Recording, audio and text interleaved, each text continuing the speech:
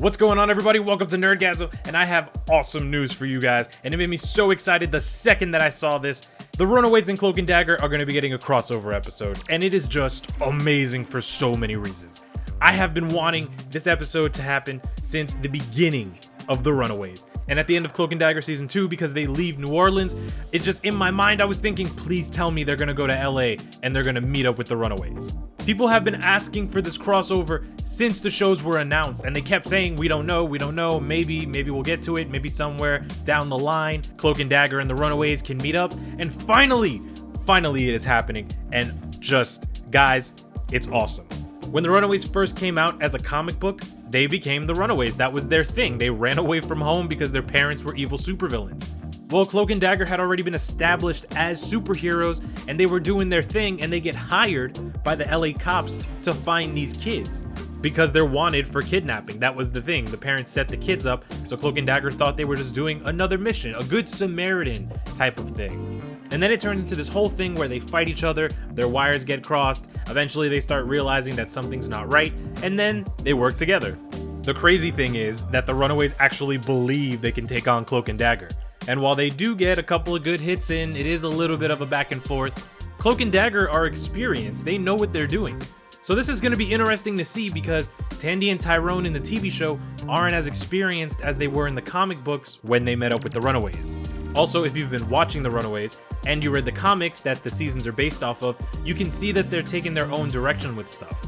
Instead of the vampire, it was somebody with metahuman powers. Instead of Pride trying to summon demons, they're working with aliens. There's some pretty good differences between the TV show and the comic books. So I don't know how they're gonna have Tandy and Tyrone work with the Runaways.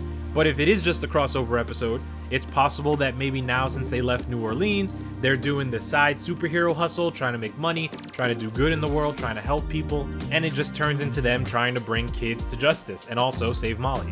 The one thing that I don't know, even though it's awesome that the Runaways and Cloak and Dagger exist in the same universe, is if this show is even considered part of the MCU anymore.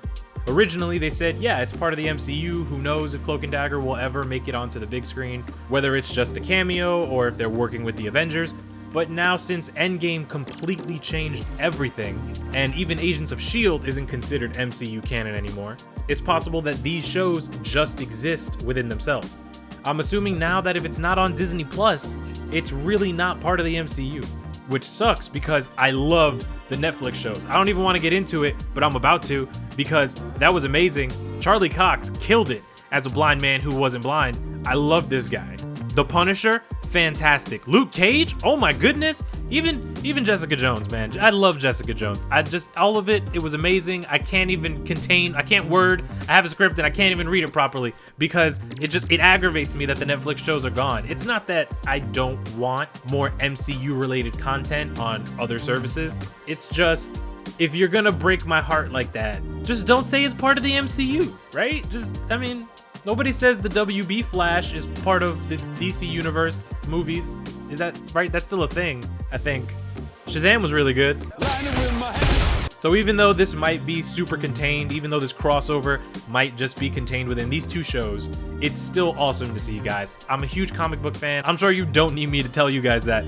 So I have been waiting for this for years. And this is why I love doing these videos. Because if you don't know about the comic book stuff, you're just thinking, oh cool, a crossover, I like those shows. But the fact that they're like, we're gonna take this huge moment for both Cloak and Dagger and the Runaways, we're gonna bring them together, it's just epic.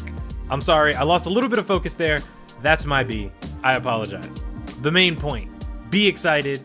It's awesome. If you haven't read the comic books and you don't even have access to the comic books, let me know and I'll do a video about the crossover from the comic books so that you have kind of an idea about what's about to happen, even though it's going to be significantly different. Because like I said, the Runaways has been taking their own direction with the main villain of their series.